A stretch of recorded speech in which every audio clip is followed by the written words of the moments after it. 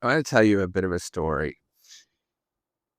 So I go swimming a fair bit, and many times when I'm swimming at the pool, I will bump into somebody that is in their 70s, probably even in their 80s. And some of these folks are just learning how to swim and just getting out there and just trying.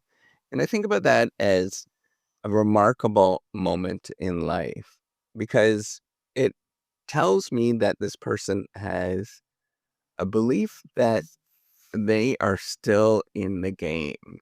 And I think that that is the most important thing that often is neglected is that we focus on all of these technical details and we tell people this is how you do things. These are the mathematics, these are the formula behind actually how to do things. And the truth is almost all of the reason why people give up, and they give up early in their 20s, in their 30s, in their 40s. They kinda switch it off, and they think, "I can't do this. The system is rigged, and I'm going to step out." You know, the truth is that how you actually do extraordinarily well is very simple. The evidence across the board points to very one simple thing, and that is just stability, right? The stability, and you might look at it in many different ways. You might look at whether people stay married for a long time, whether they are financially well off, whether they are, you know, doing well in educationally, you name it, whether they are traveling, whatever, it's almost always stability, right? It's this idea that you come back and you live a stable life. But to get to that stability point where you're kind of not, you haven't sort of checked out and did all those things, which I recommend. I think it's actually healthy to check out in parts and areas of your life. I think that that is good living. But, you know, a lot of people check out in their 20s and 30s and 40s and 50s and 60s, and they say, like, this system is rigged and I'm never going to get there. The truth is, it's all very simple and very practical. If you want to save money and do well, everything that you ever make that goes, even for those of you who are not making that much money and you feel like you're living below the poverty line, you take 10 to 15% of everything that comes in and you put it into index funds and mutual funds. And you do that for the rest of your life and every paycheck that you ever make. And you do that repeatedly for a long time. Compound interest surpasses anything that you'd ever imagine. Compound interest on something like that is 10%, roughly, give or take. It's an easy rule to remember. And that means some days, some years it will make a lot more, and some years it will make a lot less. But on average, over the course of 30, 40, 50 years, it will become an enormous sum of money that you can never, ever imagine was possible.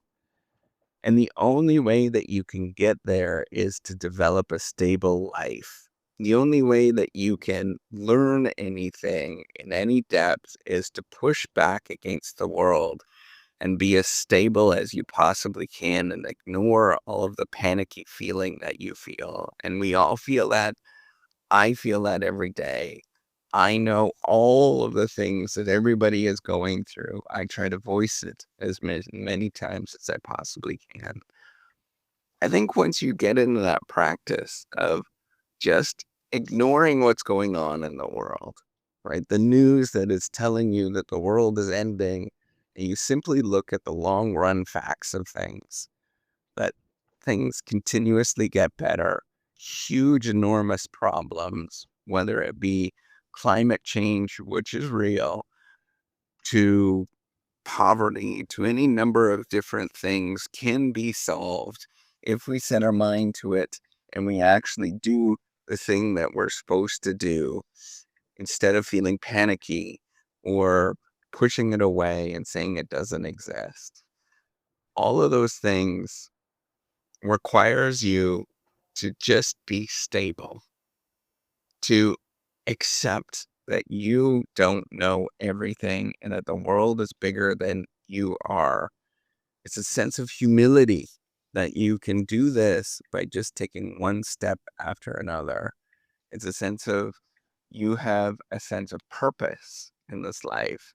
All of these things are all wrapped up together. I know researchers and social scientists love to sort of tease these things apart and have one single construct, which is a single idea and explain the world with one single thing, but it's not true. It is a whole big thing that is wrapped together that basically explains that stable people, stable businesses over the course, and stability is over the course of decades, that they just do better.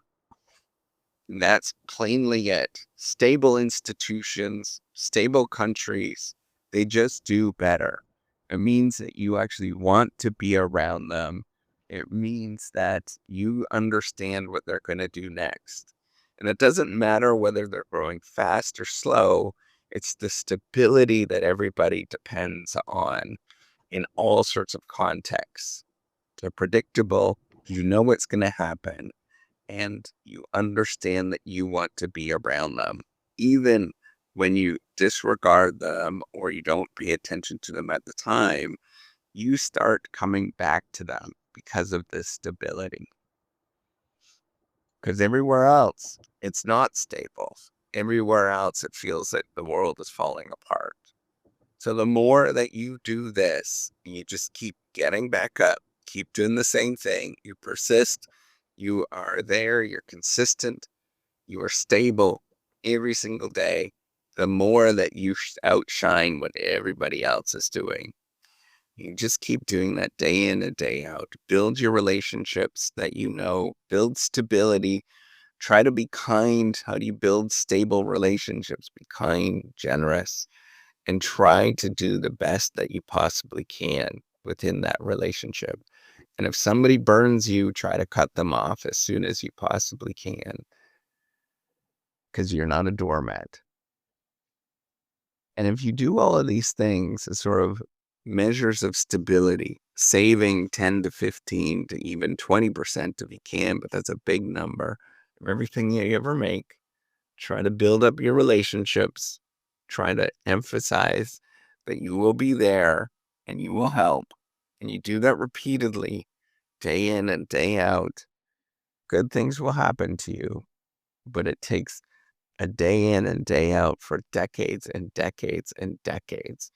And even when it's been decades and you're 50 and 60 and 70 and 80 years old, you can't give up on that.